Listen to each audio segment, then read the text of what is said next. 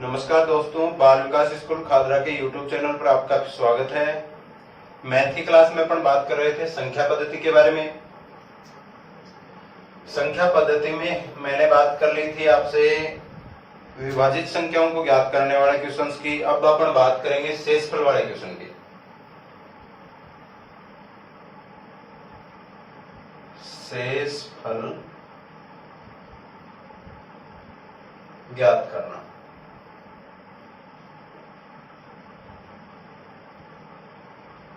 शेषफल ज्ञात करने वाले प्रश्न।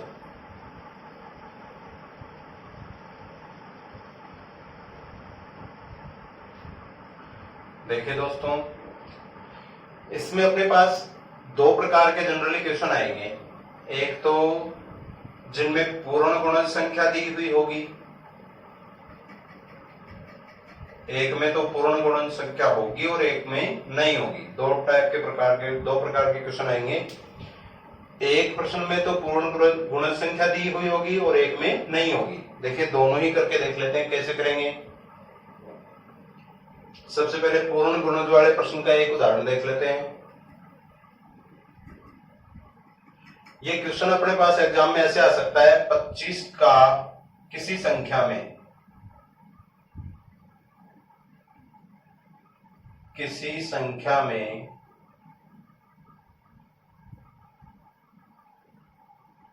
पच्चीस का भाग देने पर किसी संख्या में 25 का भाग देने पर 10 शेषफल बचता है।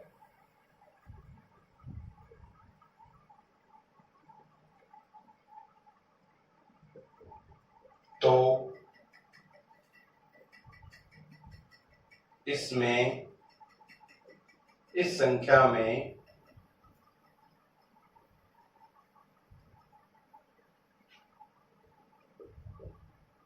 पांच का भाग देने पर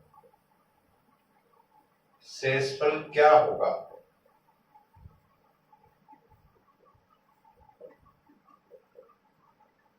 देखिए दोस्तों, ऐसे क्वेश्चंस को अपने को कैसे सॉल्व करना है, इसकी एक ट्रिक है। इसको अपन ट्रिक सॉल्व करेंगे तो जल्दी से कर पाएंगे। इसकी ट्रिक क्या है, देख लो दोस्तों। ये है, सबसे पहले अपन वो संख्या लिखेंगे जिसका भाग दे रहे हैं। यहाँ किसका भाग देने की बात हो रही है, 25 का भाग। किसी संख्या में 25 का भाग दे रहा है, सबसे पहले यहाँ 25 लिख देंगे, ठीक है। इसके बाद में जो शेषफल बचता है वो लिखेंगे। 25 का भाग देने पर शेषफल क्या आ रहा है, 10। अब जिस संख्या का भाग देना है वो लिखेंगे सबके लास्ट में। ये यहां है 5। इतना काम आप लोग कर सकते हो। किसी संख्या में 25 का भाग देने पर क्वेश्चन में बोला है शेषफल बचता है अपने पास 10। तो उसी संख्या में अगर अपन 5 का भाग देंगे तो शेषफल कितना आएगा, ये अपने को पूछ रहा है। देखिए इसको कैसे ज्ञात करते हैं, ये ट्रिक आप लोगों को काम में लेनी है। सबसे पहले वो संख्या लिखेंगे जिसका भाग दे रहे हैं, फिर शेषफल लिख देंगे, फिर 5। इनको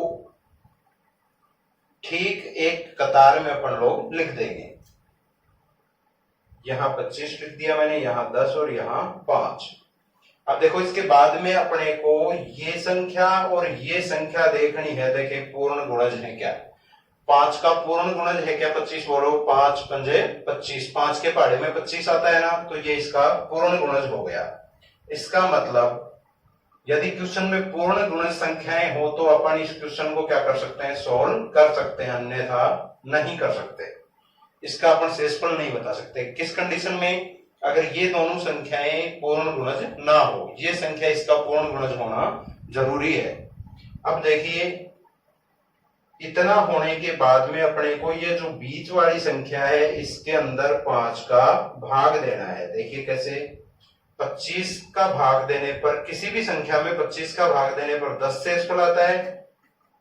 तो इसी संख्या में 5 का भाग देने पर शेषफल क्या होगा। इसका मतलब अब अपने को भाग देना है 5 का, किसमें, जो बीच में लिखा है उसमें।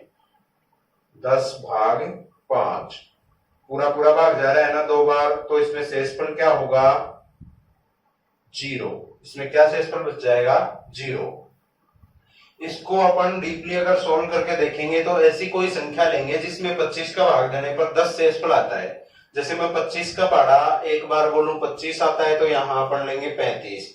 25 का पहाड़ा 2 बार बोलूं तो 25 दूनी 50 होता है, यहाँ अपन ले लेंगे 60 लेके। मैं आपको इसको समझा देता हूं। 25 का भाग देंगे 60 में, तो दोस्तों भाग जा रहा है इसमें 2 बार, 25 दूने 50, बच गया अपना 10। देखो वो क्वेश्चन की जो शर्त है ना वो अपनी पूरी हो रही है किसी संख्या में, यानी कि 60 में 25 का भाग देने पर 10 शेषफल आ रहा है। अब इसी संख्या में, कौन सी संख्या में 60 में कितने का भाग देंगे 5 का भाग देंगे तो शेषफल क्या आएगा। देखो 12 बार पूरा पूरा भाग जाता है, 12 पंजे 60 होता है, इसमें शेषफल क्या बच जाएगा 0। तो बोलो हमने यहाँ क्या लिखा है शेषफल 0। तो अपने को ये वाली ट्रिक इसमें काम में लेनी है। इसको कैसे काम में लिया मैंने, 25 5 का पूर्ण गुणज है।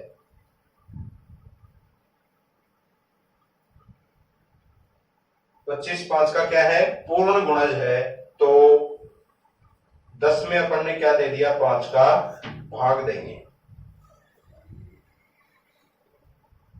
यही क्या है इसकी ट्रिक है। इन संख्याओं को आपको ऐसे लिखना है और लास्ट में भाग देना है, जो शेषफल आएगा वही आपका आंसर होगा। अब देख लेते हैं एक वो वाला क्वेश्चन जिसमें पूर्ण वर्ग संख्या ना हो। देखिए दोस्तों उसको कैसे करेंगे अपन।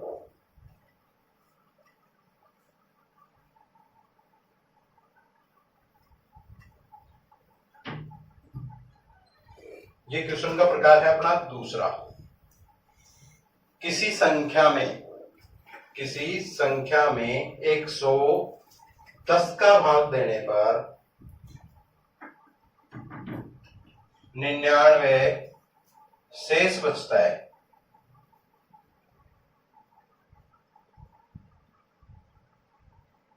किसी संख्या में 110 का भाग देते हैं तो शेषफल 99 बचता है।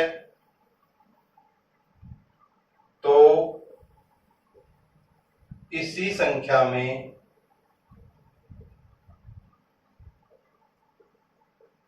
20 का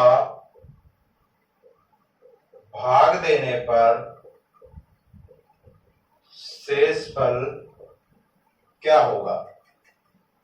देखिए दोस्तों इसको कैसे करना है अपने को।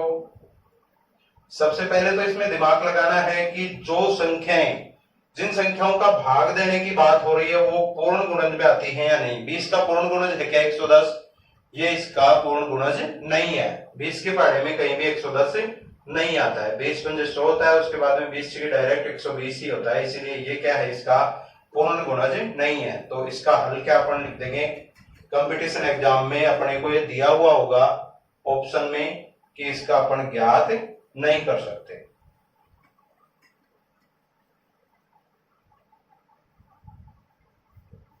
या फिर इसका अपन बता नहीं सकते, है ना। इसके बाद में अपन बात कर लेते हैं आगे तीसरे क्वेश्चन की। शेषफल से रिलेटेड जो तीसरा क्वेश्चन होगा, चलो इसका ही एक और एग्जांपल बता देता हूं मैं आपको, उसके बाद में आगे बढ़ते हैं। जैसे अब ये है किसी संख्या में 80 का भाग देने पर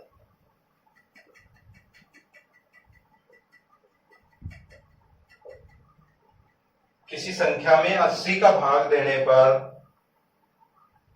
शेषफल 70 बचता है।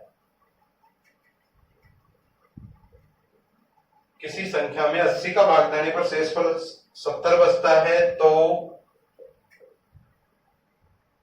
संख्या को या फिर संख्या में 16 का भाग देने पर शेषफल क्या बचेगा।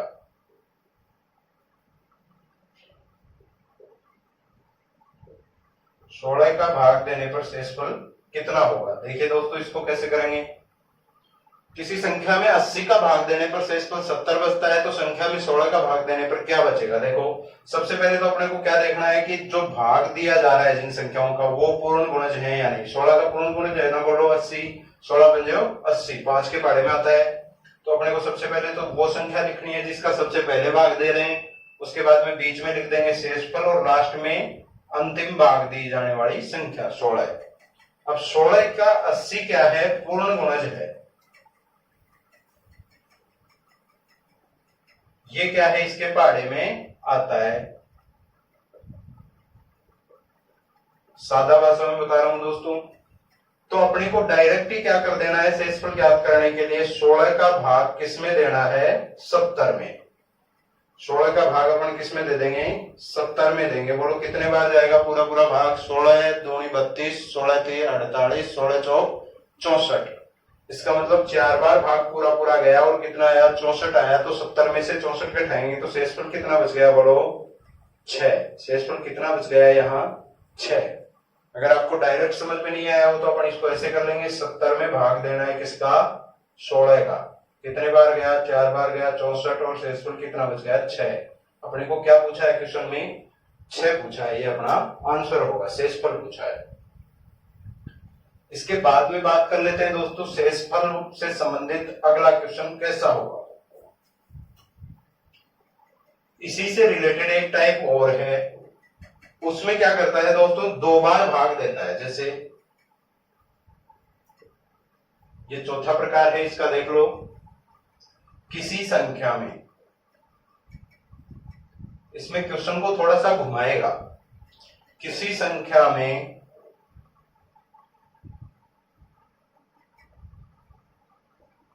13 का भाग देने पर, किसी संख्या में 13 का भाग देने पर शेषफल 1 बचता है। किसी संख्या में 13 का भाग देने पर 1 शेष बचता है।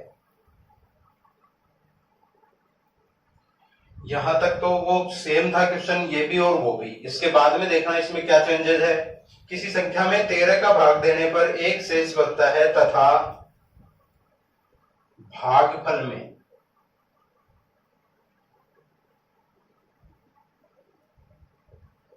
तथा भागफल में 5 का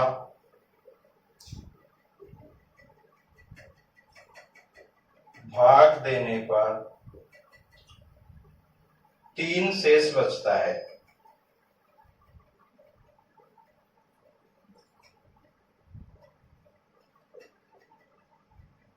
किसी संख्या में 13 का भाग देने पर तो 1 शेष बचता है तथा उसके भागफल में, इसका भाग देने पर जो भागफल आया उसमें भाग देने 5 का भाग देने पर क्या आता है, 3 शेषफल बचता है।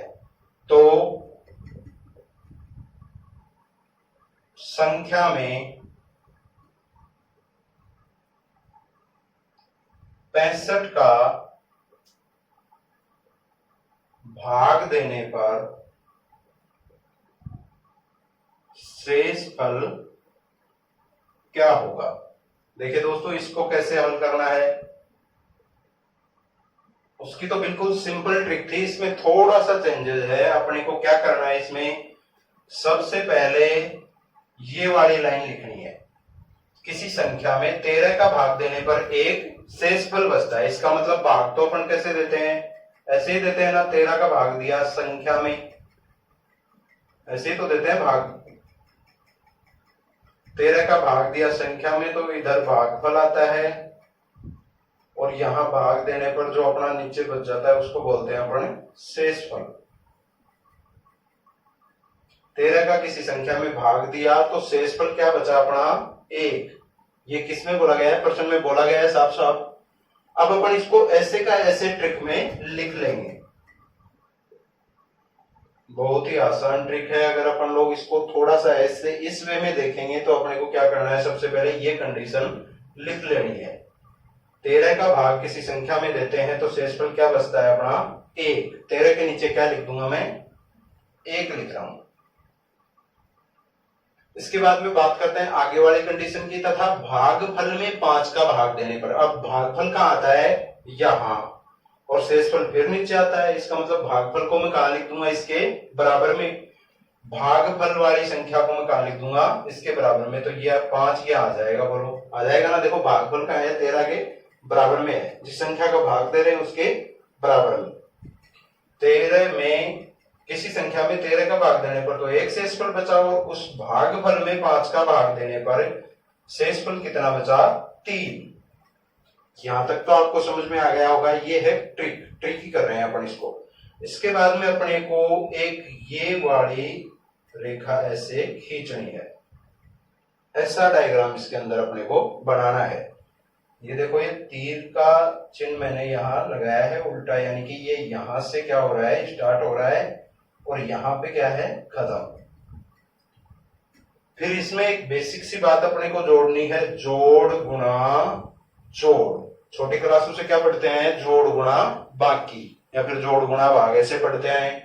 अब इसमें क्या लिख देंगे अपन, इधर से जोड़ गुणा जोड़, क्या लिख देंगे, प्लस गुणा प्लस। अब इसको क्या करना है, इधर से सोल्व करना है। 13 का चिन्ह कहां से स्टार्ट हो रहा है, यहां से। 5 और 3 कितना होता है, 8, जोड़ करके लिख दिया। फिर उसके बाद में क्या है, गुणा का चिन्ह है, अपन क्या लगा देंगे, गुणा। 5 और 3 को सबसे पहले तो क्या किया मैंने, जोड़ा। फिर उसके बाद में किसका चिन्ह लगाया, गुणा का। फिर उसके बाद में किससे गुणा करूंगा मैं, 13 से। 13 से यहां भी गुणा कर देंगे। फिर उसके बाद में किसका चिन्ह है, प्लस का। इसमें किसको प्लस करना है, 1 को।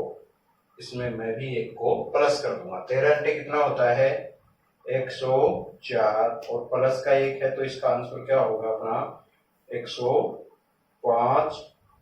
और फिर यहां भी इसका उत्तर प्राप्त नहीं हुआ है। अब इसमें अपने को भाग देना है 65 में, 65 का भाग देना है 105 में, सॉरी। इतना करने के बाद में जो संख्या आएगी उसमें अपने को जो अंतिम भाग वाली संख्या है उसका भाग दे देना है। अब देखिए दोस्तों, इसमें जो भाग देने पर शेषफल बचता है वो क्या होगा, अपना आंसर होगा 60 का भाग 65 का भाग देंगे 105 में, एक बार जाता है। 65 एकम 65, बच गया कितना, 40। तो ये 40 क्या होगा, अपना शेषफल होगा। यही इस क्वेश्चन का आंसर है। इसके बाद में एक और ऐसा ही एग्जांपल देख लेते हैं। सेम ट्रिक होगी, सेम टाइप का क्वेश्चन होगा, बस थोड़ा सा घुमा रखा है इसमें। संख्याएं चेंज करके लिख दूंगा मैं यहां। कुछ भी हार्ड नहीं है। इस प्रश्न को आपको 2 बार करने में ये आपको याद हो जाएगा, कभी नहीं भूलोगे आप इसको। इसके बाद में मैं अगर बात करूं इसके सेकंड टाइप की, तो वो है अपना किसी संख्या में 3 का भाग देने पर, किसी संख्या में 3 का भाग देने पर एक शेष बचता है। किसी संख्या में 3 का भाग देने पर एक शेष बचता है, तथा उसके भागफल में 2 का भाग देने पर, उसके भागफल में 2 का भाग देने पर अपने पास जो शेषफल बचेगा वो है 1। अब इसके बाद में बोल देगा आपको, तो इसी संख्या में 6 का भाग देने पर शेषफल कितना होगा। देखिए इसमें भी सेम कंडीशन है, वही ट्रिक अपन लोग इसमें काम में लेंगे। सबसे पहले तो ये देख लो मैं ये ट्रिक किस वे में लगा रहा हूं, इसकी बात कर लेते हैं। पहले सबसे पहले जिस संख्या का भाग देते हैं उसको अपन कहां लिखते हैं, ऊपर। जैसे मैं 3 का भाग दे रहा हूं, मान लो 5 में है, 3 का भाग दिया मैंने 4 में, एक शेषफल बचाना है ना। एक बार भाग गया तो यहां तो क्या आएगा, ये भागफल। फिर नीचे एक बार भाग गया, 3 एकम 3, एक क्या बच गया अपना, शेषफल। ये क्या होगा, शेषफल।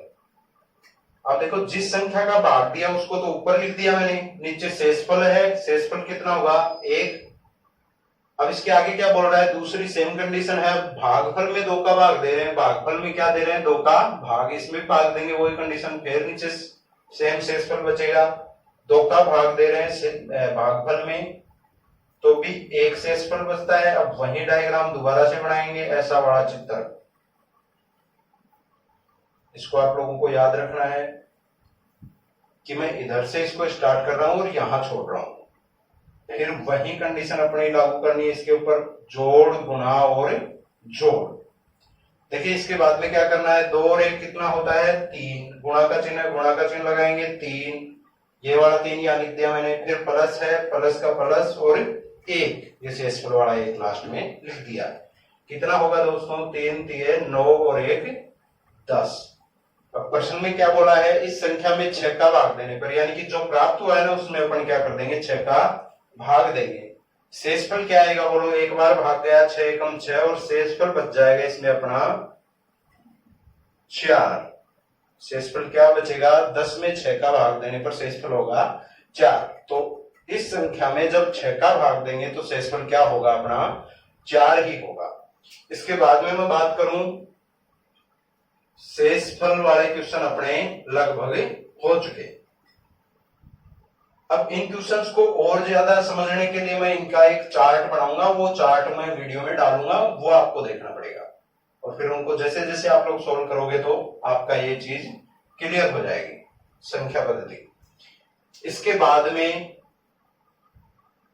अपन बात करते हैं संख्या पद्धति के क्वेश्चन में अगले प्रकार की, वो है अभाज्य गुणनखंड ज्ञात करना।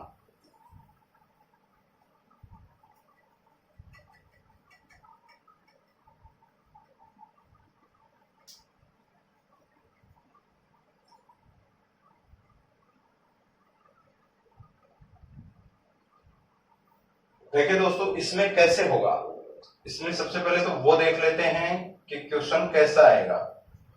सबसे पहले तो हमें अभाज्य की शर्त पता होनी चाहिए। मैंने आपको बताया था एक ना तो भाज्य है और ना ही अभाज्य, ये दोनों में से कोई भी नहीं है। सबसे छोटी अभाज्य और सम संख्या क्या है, 2 है। ये सारी चीजें मैंने आपको बताई थी। 1 से लेकर के 100 तक की अभाज्य संख्याएं कुल कितनी होती हैं, 25। 1 से लेकर के 50 तक की अभाज्य संख्याएं कितनी होती हैं, ये 15 होती हैं। 1 से 25 की बात करेंगे तो ये 9 होती हैं। ऐसा बताया था मैंने आपको, एक चार्ट भी बताया था। इसके लिए आप लोग वो चार्ट देख लेना। अब देखते हैं इससे रिलेटेड और आगे वाले क्वेश्चन कैसे आएंगे।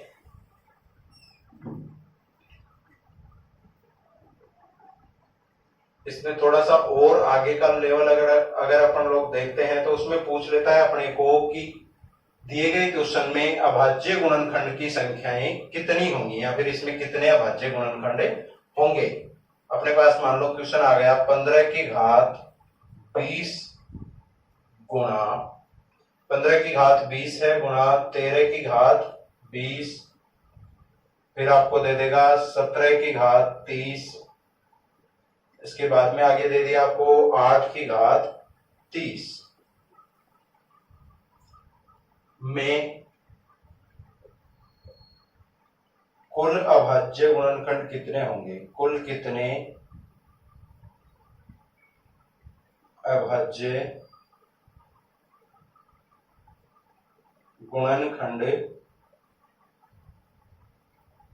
होंगे। देखिए दोस्तों इस क्वेश्चन को कराने के लिए अपने को एक ट्रिक का आना बहुत जरूरी है।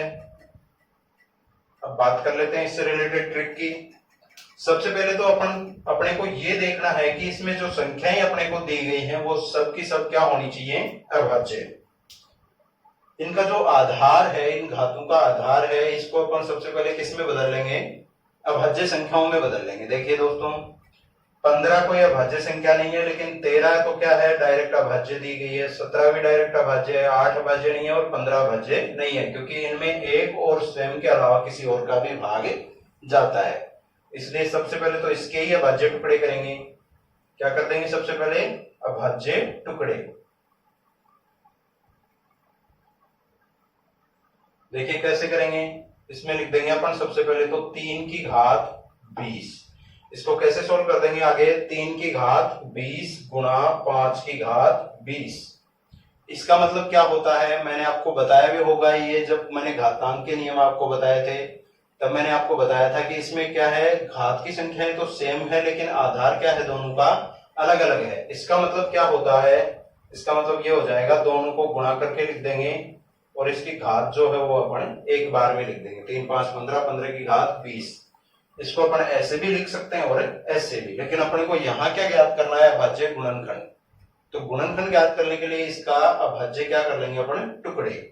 इसके बाद में 13 तो डायरेक्ट अभाज्य संख्या है तो इसका ऐसे कैसे लिख देंगे, 20, 13 की पावर 20 गुणा 17 भी ऐसे कैसे आएगा, क्योंकि इसमें फेरबदल क्यों नहीं कर रहे हैं, क्योंकि ये डायरेक्ट क्या दे रखा है यहाँ, अभाज्य संख्या। 17 की घात 30, फिर उसके बाद में यहाँ 8 है, इसके भी अभाज्य टुकड़े करेंगे तो क्या हो जाएगा, 2 गुणा 2 गुणा 2। 2 क्या है, अभाज्य संख्या है, 8 के हमने यहाँ टुकड़े कर दिए, 2 को कितने बार गुणा में लिख करके, 3 बार गुणा में लिख करके। अब मैं इसकी जो घात है वो सेम कर दूंगा, यहाँ 30, 30 और 30, वही वाली बात है जो यहाँ हुई थी वही वहां है। इसके बाद में देख लेते हैं आगे इन संख्याओं का योग, इनकी जो घातें दे रखी है उनका योग। इन संख्याओं को जोड़ते हैं तो कितना आता है, देखो 20 और 20 40, 40 और 20 60 और 30 90 और 30 120 और 30 150 और 30 180। तो दोस्तों आप लोग कह सकते हो कि इसके कुल अभाज्य गुणनखंड जो होंगे उनकी संख्या कितनी होगी, 180। ठीक है दोस्तों, आज की क्लास में बस इतना ही। इसके बाद में मैं जल्द ही आपके सामने हाजिर होऊंगा अगली क्लास लेकर के, जिसके अंदर मैं आपको बताऊंगा प्रतिशत के बारे में। इसके आगे अपन बात करेंगे, चर्चा करेंगे, वो है अपना प्रतिशत।